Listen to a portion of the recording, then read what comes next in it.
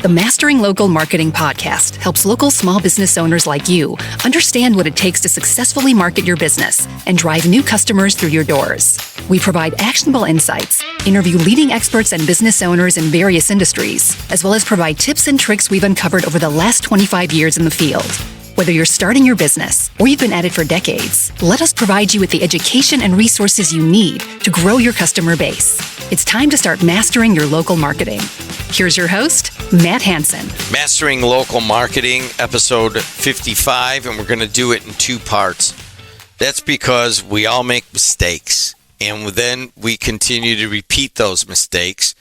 And as a small to medium-sized local marketing company or firm, you're probably making the same mistakes over and over, and that's what we're going to try to avoid with these two episodes.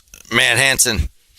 Yeah, I wanted to touch on these mistakes today because I'm seeing them over and over and over again. I'm having conversations every single day, and they're just recurring. So take today and take the next podcast and really kind of absorb them. We're going to cover 8 different things and hopefully go into a little bit of conversation and detail in regard to them. But, again, same mistakes over and over again.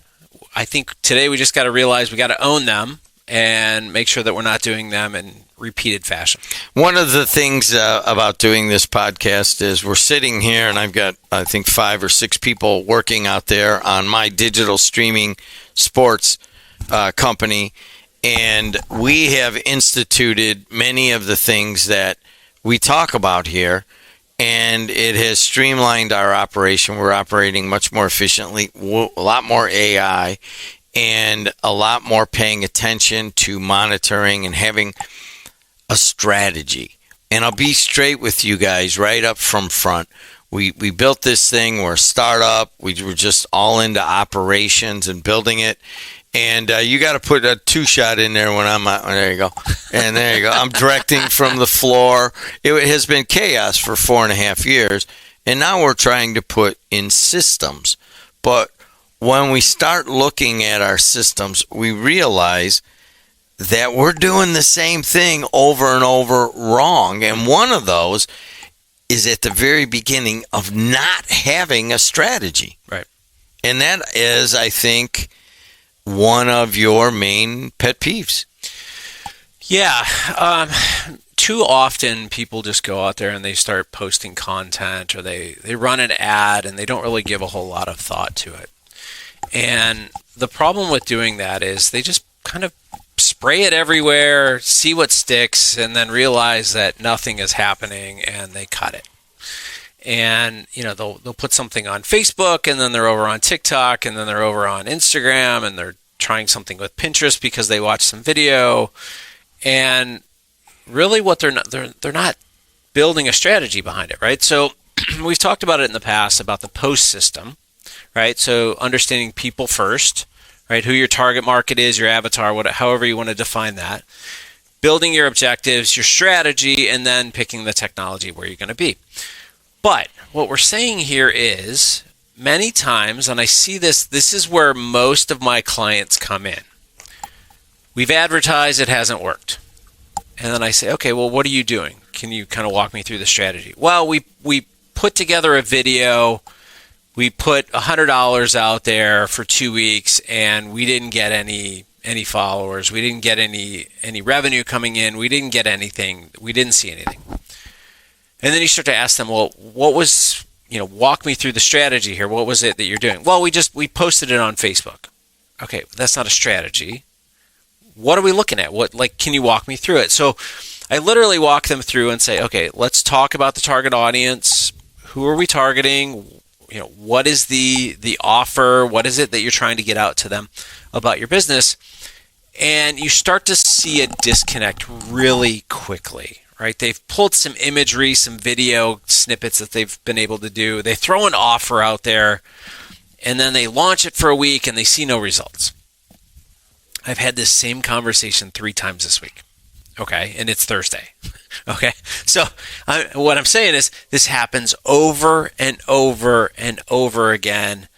And really what you just need to do is sit back and go, okay, let's develop a plan before we do anything. Just because they gave you a voucher for a free $100, don't just go out there and throw it out there and see what sticks, right? Sit back and go, all right, how is this going to go? So walk yourself through the whole process, right? So somebody sees your ad. What is the ad? Is it an awareness ad? Are you trying to sell them something right then and there? This week alone, I've had people that have come to me and said, well, we're trying to generate awareness. And then I also have people that are trying to sell a $120 offer to cold traffic, right? Again, I sat them down. I said, well, what is the process here? So I went through it. I said, let me see your ad. I looked at their ad, for example, the $120 offer that we're talking about. I said, let me see the ad, looked at it. I said, okay, we go from this ad to where? We go to this landing page. I said, well, the landing page shows that the offer is valid for dates that are right now and last week. Well, they're running dates. I said, well, the landing page doesn't say that, right? So there's an issue already. It's the consistency going from ad to landing page. They're not matching up. I said, where is it going? Well, it's on Facebook. It's on Instagram. Okay. Who are we targeting? Well, one of the questions was, well, we'd like to target high schoolers. And I said, okay. Are we targeting high schoolers or are we targeting parents? Well, we can go as early as 6 years old. I'm like, well, you can't target 6-year-olds on social media. They're not allowed to be on social media. 13 is the youngest that they should be on social media.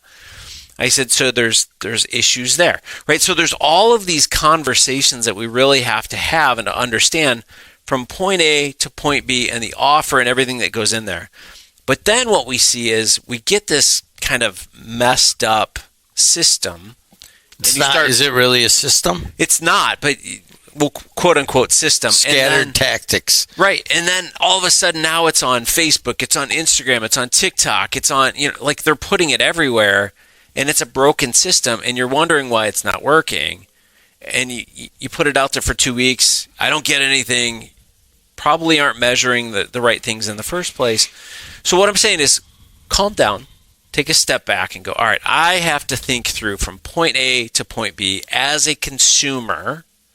Right? I had another client I was talking with recently. They get the ad.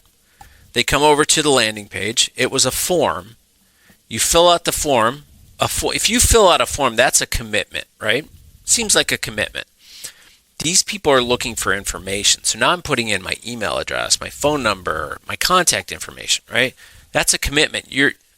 Maybe they're not comfortable with giving that yet. And it's kind of a sensitive area of this client that I was dealing with.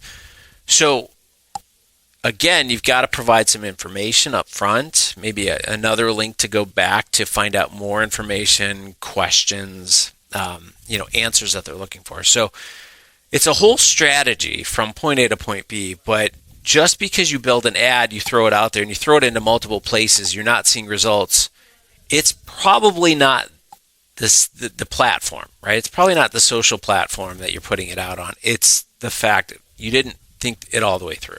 All right, so let's go back to that moment. Yep. The HVAC or the lawyer, or let's just look out our own window, the paint store down there. There's a counseling center. I mean, we're on a major thoroughfare, and if you happen to be watching it and not listening, you see the cars and the trucks going by. But there's businesses up and down here, and they would all be, hopefully, would benefit from this podcast. But I'm just going to use the paint store. Okay, it's an independent paint store. Okay, they sell all different ones. So I know I've seen the guy in there. I don't really know him, but he knows paints really well, and he opened up his own, and he sells to a lot of the other tightly held group of painters who only want to go where the guy really knows his stuff, right? So he has that, but he probably doesn't know much about marketing, if at all. So he catches this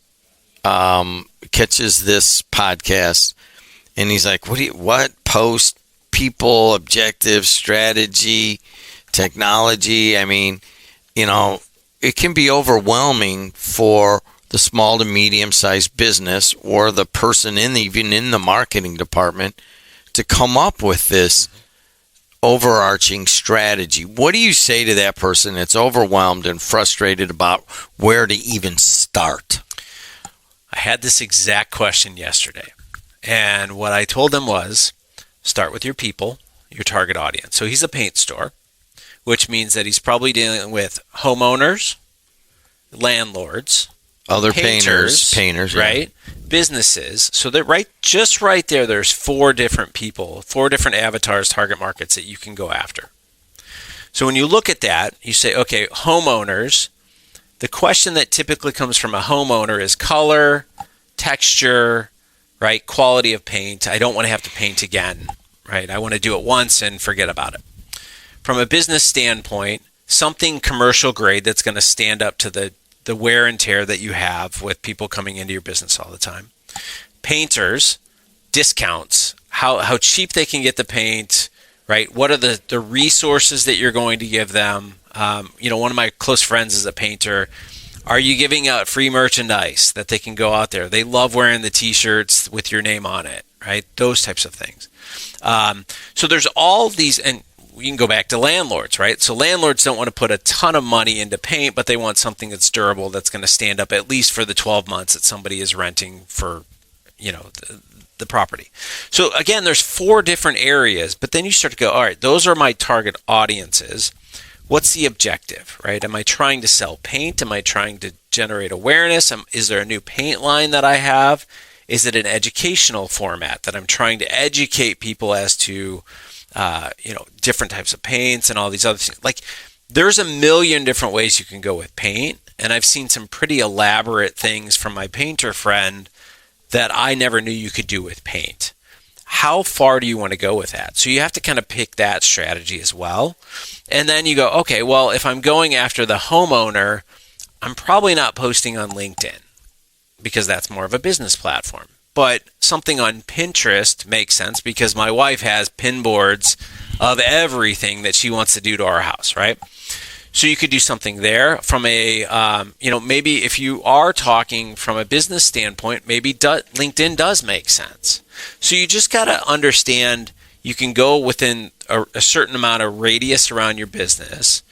You have to see what the platform is that you want to be on. What is the messaging? Does it make sense on that platform? And you just pick one. Just start with one. And I think everyone starts with everything, and they want to just kind of do a shotgun approach where they shoot it out there and whatever sticks. But what we're saying here is slow it down, think about it, and walk yourself through that post method, right? Understand your target audience, your objectives, strategies, and then pick the technologies of where you're going to advertise.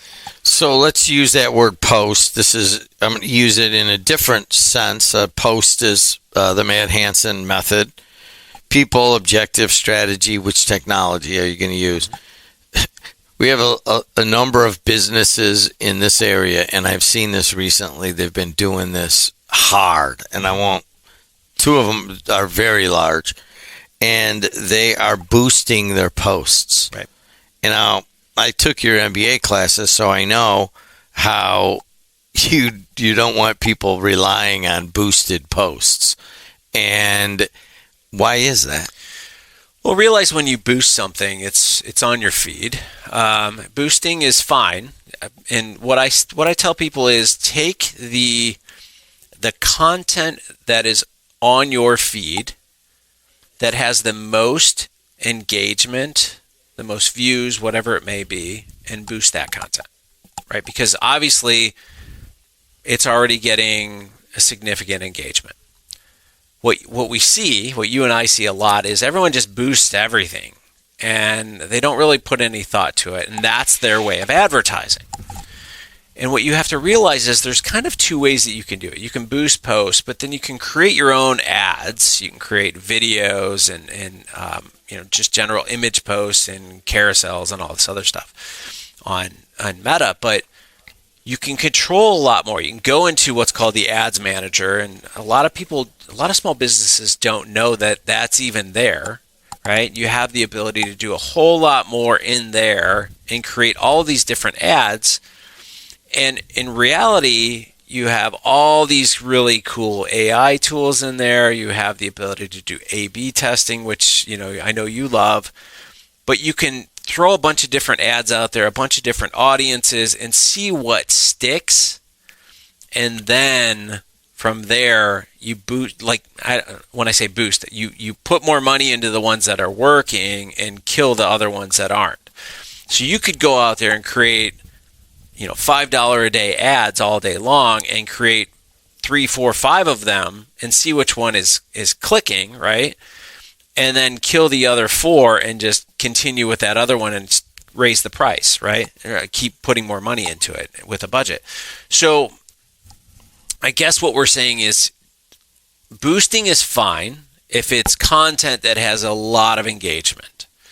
If you're just boosting just to boost things, don't do that, right? Like, go back into your feeds and see what is, what people have engaged with. If there's something, we had Summer on weeks ago, and she had one video on there that was, I think it was like 1 million plus views on this video, and she took that and boosted that on a local level because it doesn't make sense. She's a local business, so she boosted it on a local level.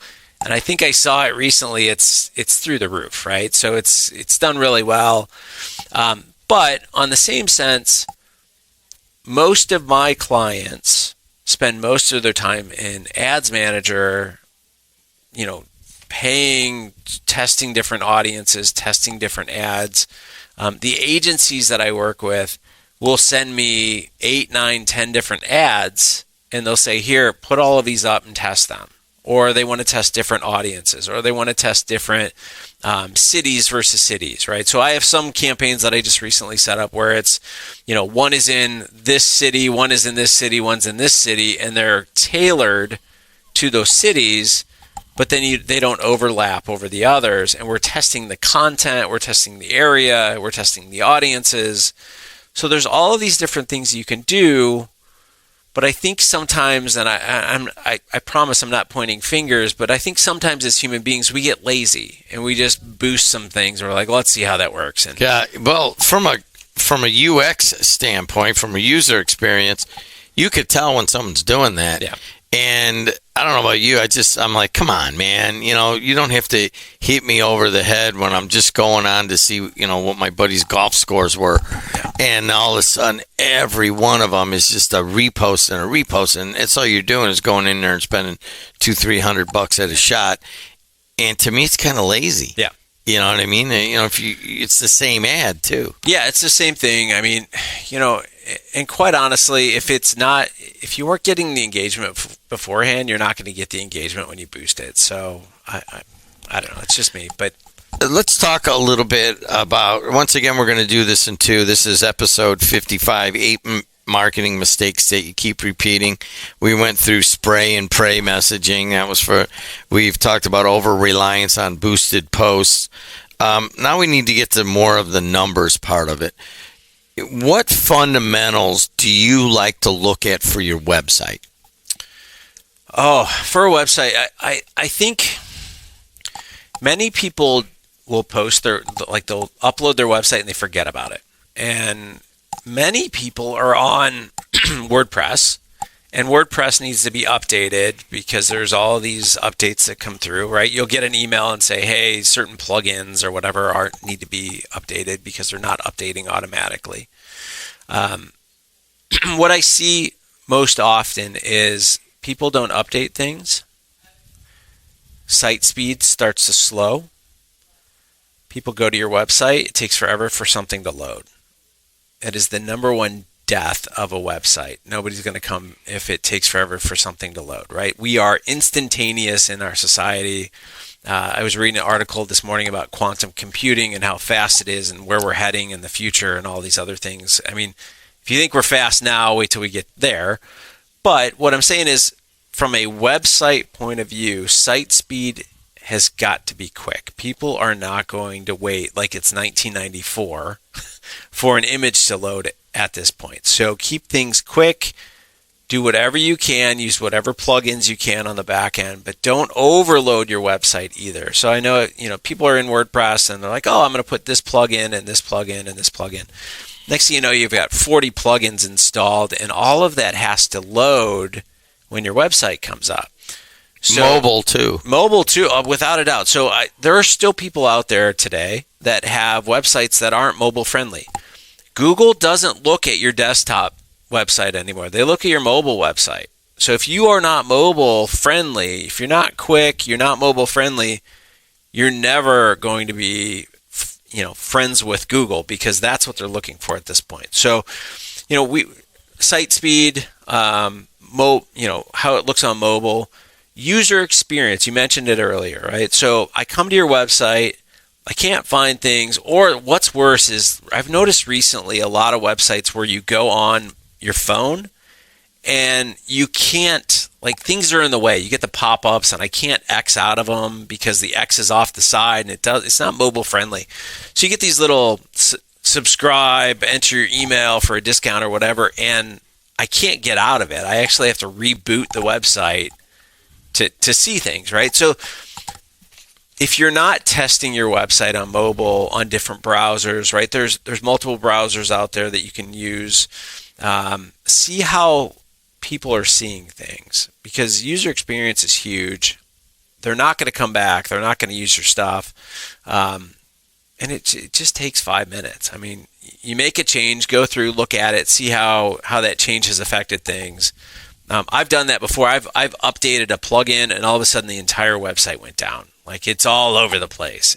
Okay, now I have to go back, and start testing some different things. But, from a user experience, there are a variety of things that we can look into, whether it's the F-type setup and image-based and all this other stuff. Just realize that the more images you throw on there, the clunkier it gets. The more video you throw on there, the more automatic things that the motions, all of those types of things, it slows things down.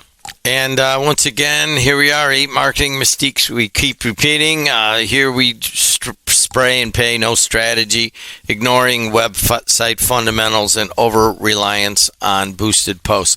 In the next one, we're going to go through 5 of those mistakes, and we're going to start out with vanity metrics, which is my best, which is one I love. What's your CAC? I'm like, really? Does that matter here? You're talking about a scarcity thing. But anyways, we'll get into that on the next one. That's good. And I hope you like it. Tell your friends, and we'll see you later. The Mastering Local Marketing Podcast helps local small business owners like you understand what it takes to successfully market your business and drive new customers through your doors. We provide actionable insights, interview leading experts and business owners in various industries, as well as provide tips and tricks we've uncovered over the last 25 years in the field.